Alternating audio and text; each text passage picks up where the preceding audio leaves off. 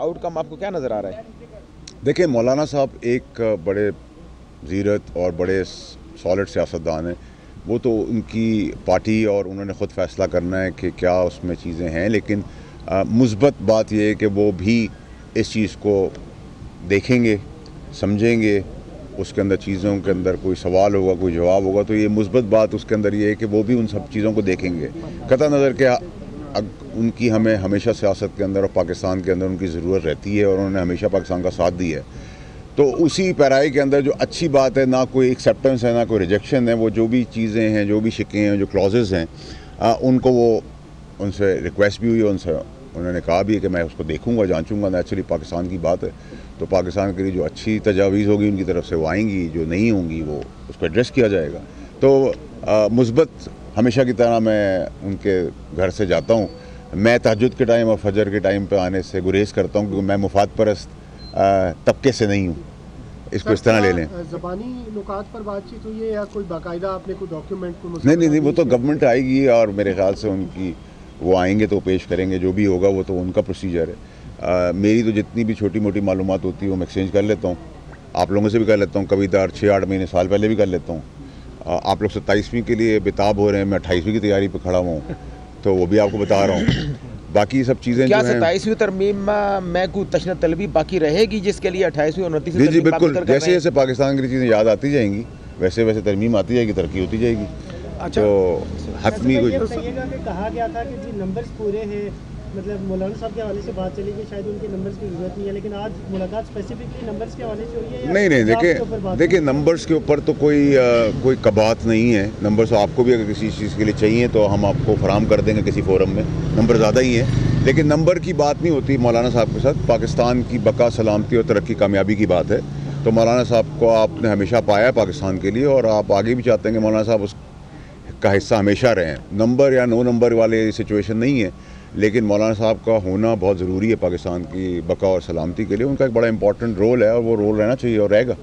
अच्छा सर, मौलाना आपने जो तजावीज़ दी हैं, कोई मौलाना साहब ने किसी चीज़ के ऊपर कोई एतराज़, कोई उनकी जानिब से कोई तजवीज़ आई है? देखिए, मैं तो बाय एंड लार्ज मेरे साथ उनका कोई रिश्ता ऐसा ज़बरदस्त किस्म का है और ऐसा ही रहे इंशाल्लाह, कि उसमें मेरी और उनकी तो कोई गैप नहीं किसी बात का। मैंने उनको जो चीज़ें डिस्कस करनी थी कर ली, जो उन्होंने मुझे बतानी थी उन्होंने समझा दी।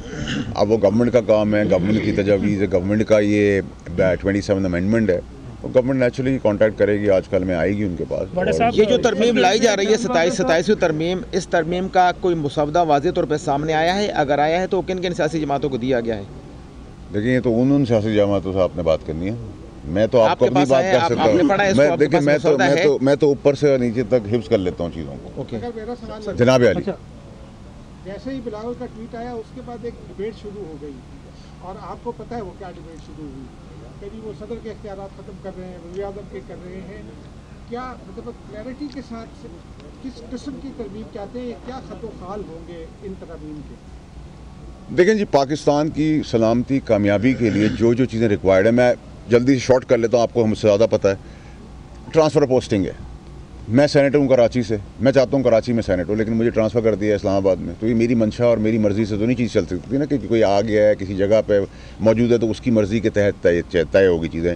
इसको एड्रेस करना बहुत ज़रूरी है। इसी तरह उम्र का तकाजा है कि अगर आप 85 साल की उम्र में सियासतदान सियासत कर सकता है, जिसको उठाने के लिए 10 आदमी हो, बिठाने के लिए 10 आदमी हो, तो फिर एक आम आदमी जो है, वो चाहे जज हो, पुलिस हो, आप हो, मैं हूँ, वो 78 साल, 70 साल, 72 साल का क्यों नहीं हो सकता? 85 साल में एक्सेप्ट करें तो 70-72 भी कर लेंगे, 67 भी कर लेंगे। पिछले यहाँ आप पहले पैदल चलते थे, फिर ऊँटों पे चलते थे, फिर गाड़ियों पे चलते थे, फिर डीजल पे चलते थे, पेट्रोल पे चलते थे, अब इलेक्ट्रिक पे चलते हैं। तो हर चीज़ें टाइम के साथ साथ चीज़ें चेंज हो रही हैं, तो अमेंडमेंट हो रही है। 18वीं तरमीम को कोई रोल बैक नहीं किया जा रहा, उसके एहसास के तहत कोई जो 2000 अरब रुपए फेडरल गवर्नमेंट देती है, उसके अंदर अगर किसी को एहसास है और उसको नज़रसानी हो जाती है कंसेंसस के साथ, इत्तफाक के साथ, कोलेशन के साथ, उसमें भी कोई कबात नहीं है। फिर आपका इशू क्या रहा, केयरटेकर के ऊपर बात हो रही है, तो वो भी डिबेटेबल सब्जेक्ट है, उसमें भी कोई बुराई नहीं है। अगर आप उससे 243 के तहत बात करें तो 243 क्या कहते हैं, एक मल्टी डोमेन एक टर्म है, जिसके अंदर सिर्फ अब ज़मीनी जंग नहीं है, सिर्फ एयरफोर्स की जंग आसमानी नहीं है, या समुंदर की नेवी की जंग नहीं है, साइबर जंग भी है, नैरेटिव की जंग भी है, इकनॉमिकल जंग भी है, ग्लोबल पोजीशनिंग की जंग भी है।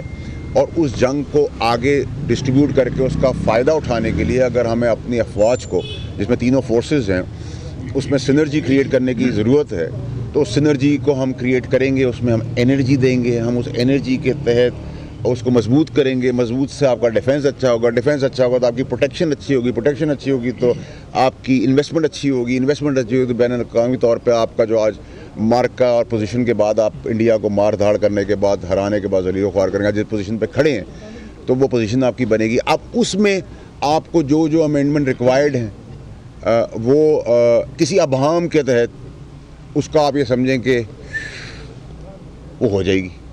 ठीक है जी, और पाकिस्तान हमेशा जिंदाबाद रहेगा। ये बता दें आपने एक प्रोग्राम में बात की है कि अगर पीटीआई जो है वो आती है नवंबर के अंदर, जो प्रेसिडेंट सेट हो चुका है टीएलपी के साथ, उनके साथ फिर यही किया जा सकता है। क्या पाकिस्तान ऐसे ही चलेगा सर? कोई भी बंदा आता है अपने हकूक़ के लिए सड़कों पे तो उसके साथ यही सलूक होगा? देखिए मेरे भाई, टीएलपी से मेरे खुद बहुत अच्छे ताल्लुकात हैं। 2018 से आप सबको याद होगा, आप सब साथ, कुछ हम साथ बढ़े हुए हैं, कुछ हम उनके आगे बढ़े हुए हैं, कैमरे के आगे, या हमारे जो मोज़ेज़ दोस्त हैं। टीएलपी के साथ मेरा बहुत अच्छा ताल्लुक है, आज भी था, कल भी है और आगे भी रहेगा। लेकिन क्योंकि उनकी एक इशू की वजह से उनकी पार्टी बैन हो गई, तो ये बैन का ऑप्शन तो आपको नज़र आ रहा है, ये लिखा हुआ दीवार के ऊपर। अगर आपको अब मुझसे सवाल करें, मैं आपका गिरबान पकड़ूँ, आपको गाली दूँ, आपको बालों से पकड़ूँ, आपको कैमरा तोड़ दूँ, तो आप रिएक्ट करेंगे। और अगर आप रियासत होंगे तो अपनी रेड को कायम करने के लिए आपको रिएक्ट करना है। पुलिस अगर खड़ी है और उसके सामने अगर कोई डकैती हो रही है और रिएक्ट नहीं करती, तो वो पुलिस का फ़ायदा क्या है? उस रिएक्शन के अंदर फेंटा भी लगेगा, उसके अंदर भी क्लैरिटी होनी चाहिए। वो मैं खुद क्यों ना हूँ, मैं तो जनरली सब पार्टियों की बात कर रहा हूँ, क्योंकि आप स्पेसिफिक मुझसे पीटीआई की बात करें तो आफरीदी साहब आए हैं, नए हैं, जवान हैं, ग्रास रूट से एक अच्छा प्रेसिडेंट तय हुआ है कि एक वर्कर ऊपर आया है, बहुत सी चीज़ है, उसको हम वेलकम करते हैं। उस वेलकम के अंदर वो डेवलप करे चीज़ें, प्रोग्रेसिव केपीके के लिए कुछ करे, स्कूल कॉलेजेस सड़कें तामीर करे, कोई अच्छी चीज़ करे और इमरान खान साहब के लिए एक अच्छा रास्ता बनाए, मुस्बत रास्ता बनाए। बदनिस्बत अगर मौला जड़ की सियासत करनी तो फिर इंतज़ार है कराची इस्लामाबाद को आएँ, आप देखेंगे फेंटा भी लगेगा। गवर्नमेंट का ऑप्शन है, बैन का भी गवर्नमेंट का ऑप्शन है, गवर्नमेंट का गवर्नर राज का भी ऑप्शन है। तो ये ऑप्शन क्लियर होनी चाहिए। क्यों ढकी छुपी बातें क्यों करें हम क्यों वो रिवायती डेमोक्रेटिक बात में नहीं कर सकता? आपको पता है ये बता दीजिए के मौका पर एक मज़ामत की तवक्को की जा रही है इस तरमीम पर, किसकी तरफ इत्तेहादियों की जानिब से? पार्टी की बिलखसूस। देखिए जी, मुझे तो ये बहुत स्मूथ होती हुई और बहुत स्मूथली पास होती हुई नज़र आ रही है। एक्सपेक्टेड प्लान ये कि सेनेट से ही होगी, जो जिधर का मैं सेनेटर हूँ, और फिर उसका कमेटी में चला जाएगा। ये एज़ पर प्लान है। फ्राइडे को इजलास है, ज़रूरत पड़ी सैटरडे को भी बुला लेंगे और ज़रूरत पड़ेगी तो संडे को भी बुला लेंगे। लेकिन इसके अंदर क्लैरिटी रखें कि जो इबाम है किसी की चीज़ के ऊपर, किसी भी चीज़ के ऊपर, उसके अंदर फ्लाइट ऑन बोर्ड है, स्ट्रेट है। अपोजिशन हमेशा कहती है कि हमें एतमाद में नहीं लिया गया, हमसे बात नहीं की गई। क्या इस तरमीम के हवाले से अपोजिशन से बात कर रहे हैं? और दूसरा ये कि कितना वक्त लगेगा इस तरमीम को? 26वीं तरमीम के मौका पर 26वीं तरमीम के मौका पर भी मौलाना फजलुर रहमान साहब के ज़रिए पीटीआई को इत्माद में लेने की कोशिश की थी। क्या इस दफ़ा भी पीटीआई को इत्माद में लिया जाएगा? देखिए, पीटीआई ने अगर अच्छी सियासत करनी तो उनको इत्माद में लेना चाहिए। वो माने ना माने ये उनका हक है, लेकिन उनको लेना चाहिए और उनको वहाँ बैठना चाहिए। लेकिन अगर उन्होंने वही मनफी सियासत करी, नेगेटिव सियासत की और बाइकआउट और वही ट्विटर और अटन पटन, तो फिर आजकल मौसम बड़ा अच्छा, आपके यहाँ छल्लियाँ बड़ी अच्छी मिल रही हैं, पकौड़े बहुत अच्छे हैं और वो रेवड़ियाँ बहुत अच्छी हैं, तो फिर वो खाएँ। उनकी ज़रूरत तो फिर हमें नहीं होगी। टाइम रहमान हमेशा स्लो फैसला करते हैं। पिछली दफ़ा भी यहाँ पे रात 3 बजे तक मीटिंग्स हुई हैं। इस बार क्या उम्मीद है मौलाना फजलुर रहमान से? देखिए, मौलाना साहब एक ज़ीरक सियासतदान है। देखिए, उनके बिहाफ पे तो मैं कोई बात नहीं कर सकता। हम उनसे सीख सकते हैं, उनको सिखा नहीं सकते, नंबर 1। और मुस्बत बात यह है कि वो सब चीज़ें देखेंगे। उन्होंने ये तो नहीं कहा मैं कोई चीज़ देखूंगा नहीं, पाकिस्तान के मुफाद में है, उनको कोई चीज़ समझ आती है नहीं समझती, तो उनका फैसला है। जहाँ तक आपने सवाल किया कब तक होगा, तो आप कितना जल्दी जाते हैं मैंने तो आपको बता दिया, फ्राइडे सैटरडे संडे भी कर देंगे और इस महीने के से बहुत पहले कर लेंगे। तो सेनेट में ये तरमीम पहले आ रही है। नंबर गेम आपको क्या नज़र आ रहा है? आपको किस जगह पे कुछ नंबर चाहिए तो हम आपको दे सकते हैं। अच्छा, अगर रहमान साहब हमारे मुल्क की एक बहुत इंपॉर्टेंट शख्सियत है सियासत के अंदर, अगर वो भी आते हैं, ज़रूरत है नहीं ज़रूरत है, लेकिन वो आ जाते हैं तो बहुत अच्छी बात है। अगर आप एक चीज़ पास कर सकते हैं 50 नंबर से, तो फिर 33 पे क्यों वोट करें? पीपल्स पार्टी जो है वो परेशान आए थे मुलाकात के लिए। कौन आए थे? आप मौलाना साहब के पास मुलाकात के लिए आए थे, तो क्या 27वीं आईनी तरमीम के हवाले से कोई मुसवदा कोई नुकात, कोई ब्रीफिंग्स, क्या कोई ऐसी चीज़ जो है वो मौलाना के साथ आपने डिस्कस की है? क्योंकि जब आप आए हैं तो जाहिर बात है आप किसी तैयारी के साथ आए होंगे, इस हवाले से ज़रा आगाह कीजिएगा सर। मैं तो हमेशा तैयार होता हूँ मेरे भाई, हुक्म किया करें आप लोग। देखिए मुसवदा तो गवर्नमेंट का काम है, गवर्नमेंट का ये बिल है, तरमीम है उनकी, तो वो उसको करेंगे। मैं गवर्नमेंट का काम तो नहीं कर रहा, मैं तो अपना काम करने आया हूँ। जो चीज़ें मुझे ज़रूरत है, जो जिस चीज़ों की ज़रूरत थी उनको डिस्कस किया, मुस्बत है और खुशाइन मौके माहौल में वो हंसते मुस्कुराते हुए, जैसे प्रेसिडेंट साहब से होता है, ज़रदारी साहब से, और ज़रदारी साहब से मुलाकात में मौलाना साहब का एक बहुत ज़बरदस्त ज़िक्र खैर हुआ था, वो भी मैंने उनको पहुँचाया क्योंकि उनकी बहुत पुरानी दोस्ती है। तो बहुत अच्छे खुशगवार माहौल में प्यार और इज़्ज़त एहतराम के साथ ये था। और मैंने आपको लुबे लबाब इस प्रेस कॉन्फ्रेंस में सारा बता दिया है। आप लोग बहुत समझदार लोग हैं, मुझसे बहुत ज़्यादा समझदार लोग हैं, तो आपको समझ आ गई है। जब मैंने जहाज़ की उड़ान बता दिया, आसमान की तरफ दिखा दिया और अभाम सबका ख़त्म कर दिया, तो I think everything is clear. Peoples Party जो है, पीपल्स पार्टी इस हवाले से उन बिलावल साहब ने जो ट्वीट किया और पीपल्स पार्टी के जो बयानात आ रहे हैं वो कुछ नाराज़ नज़र आ रहे हैं। 27वीं तरमीम में क्या वो मान जाएंगे? देखिए जी, पीपल्स पार्टी एक डेमोक्रेटिक पार्टी है, बिलावल साहब एक बहुत डेमोक्रेटिक इंसान है और वो ज़ामिन है इस डेमोक्रेसी का। और ज़रदारी साहब जो हैं प्रेसिडेंट साहब हमारे, वो हैं सियासी शतरंज के बड़े खिलाड़ी। कॉम्बिनेशन बाप बेटे का बहुत ज़बरदस्त है। वालदा समेत, नाना समेत, मामू समेत उन्होंने बड़ी कुर्बानियाँ दी हैं जमहूरियत के लिए, वो हमें नहीं भूलनी चाहिए। तो इस निज़ाम की ज़ामिनी पीपल्स पार्टी है और इस निज़ाम को डीरेल होने भी नहीं देगी पीपल्स पार्टी। उसमें प्रोपोगेट करने वाली पॉलिटिकल पार्टियाँ 18वीं तरमीम को प्रोपोगेट कर रही हैं, लेकिन 18वीं तरमीम में कोई रोल बैक, कोई रिवर्सल है ही नहीं किसी किस्म का। तो सब ऑन बोर्ड हैं और हमें समझना चाहिए कि अगर हमें एक गोल करके टीम मेंबर फील्ड मार्शल की शक्ल में ला के दे रहे हैं और शहबाज शरीफ साहब की सिनर्जी उनके साथ बहुत अच्छी चल रही है, प्राइम मिनिस्टर और कोलेशन पार्टीज़ के साथ भी उनकी बहुत चल रही है, तो ठीक है।